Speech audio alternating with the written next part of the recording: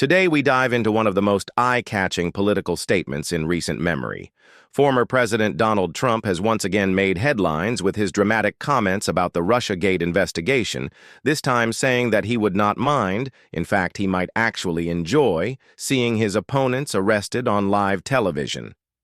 This is not just a throwaway comment.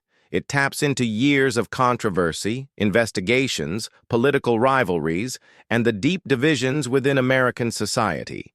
To understand why this remark matters, we need to unpack the background, the meaning behind his words, and what it could mean for the political climate, both in the United States and beyond. Let's start with the context.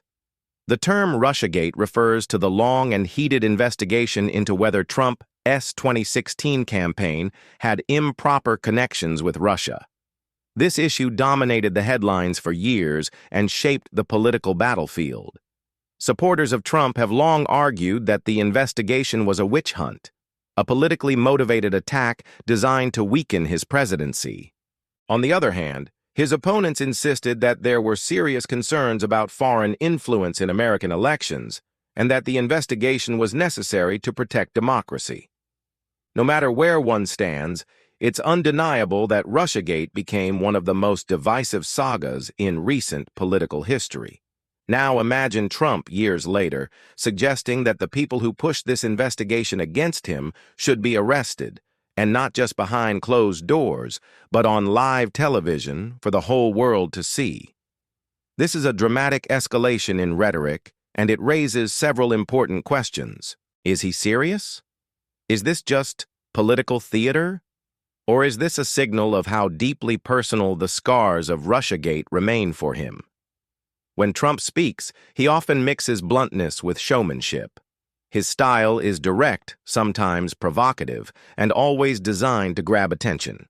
In this case, his remark about televised arrests reflects that same approach.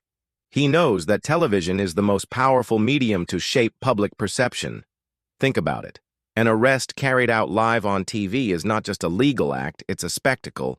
It's designed to make a statement, to show power, and to influence millions of viewers.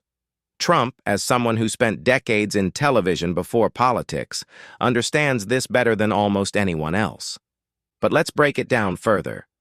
Why would Trump bring up such an idea at this time? Part of the answer lies in the upcoming elections. Trump thrives on controversy and conflict, and he uses these moments to rally his base. Many of his supporters believe that Russiagate was a massive injustice against him, a deliberate attempt by the establishment to block his rise. By talking about televised arrests of his Russiagate opponents, Trump is reminding his audience of that injustice, painting himself as the victim who now deserves vindication. It's a way to stoke anger, to fuel loyalty, and to reinforce the image of himself as a fighter who refuses to back down. Another angle to consider is how this plays into broader themes of accountability in politics. Around the world, people often complain that politicians and elites get away with corruption, lies, and manipulations, while ordinary people suffer the consequences. By suggesting arrests on live TV, Trump is feeding into that frustration. He's presenting the idea that no one is above the law, that even powerful figures who went after him should be held accountable, and that justice should not happen in secrecy, but in public view. Whether or not one agrees with Trump, the concept of transparent justice resonates with many who feel betrayed by political systems. Of course, we should also consider the risks of this kind of rhetoric. Turning legal actions into public entertainment can blur the line between justice and spectacle. If arrests become part of a political show, then justice might lose its credibility. People may begin to see it not as a fair process, but as a tool of revenge.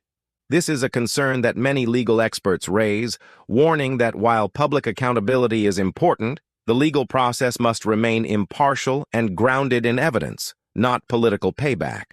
At the same time, we cannot ignore the emotional impact of Trump's statement.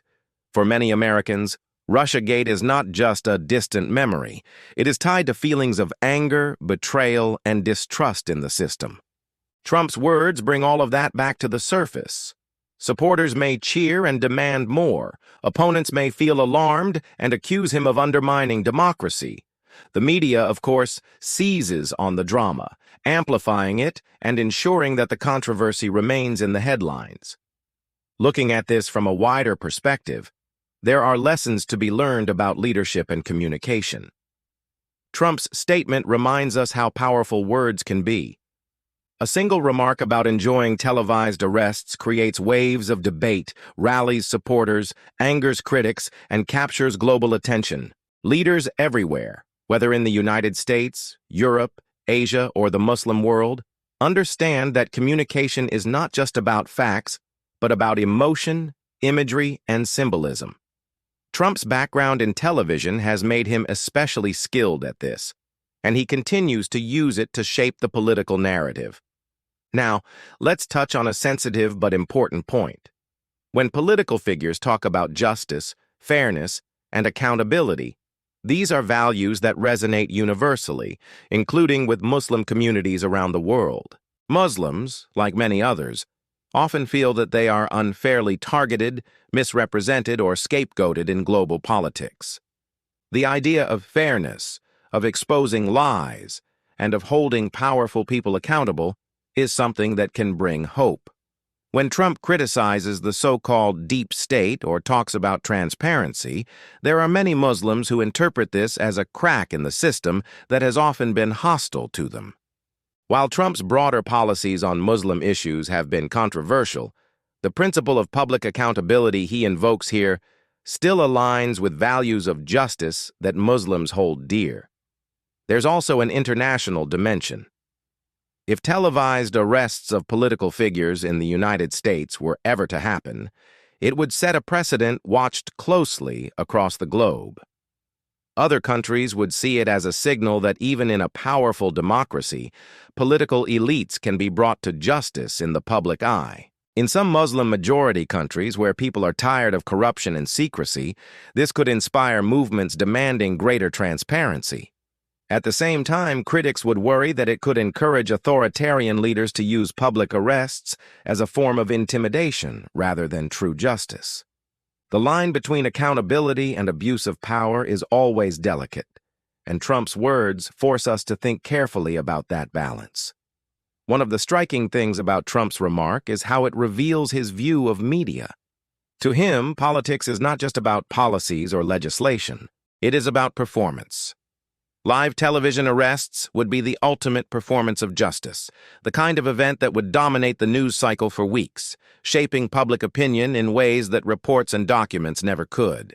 This shows how politics in the modern era has become inseparable from media.